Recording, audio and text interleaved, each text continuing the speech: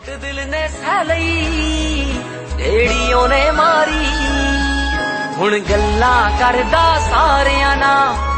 गल्लां करदा सारियां ना तेरे ऐसे असर तबाही दे ओ दिल तोड़ के कह गई सी तेरे वर्गे मिलणगे बहुत मैनू फिर मैं कहा जी मेरे वर्गे ही क्यों चाहिए।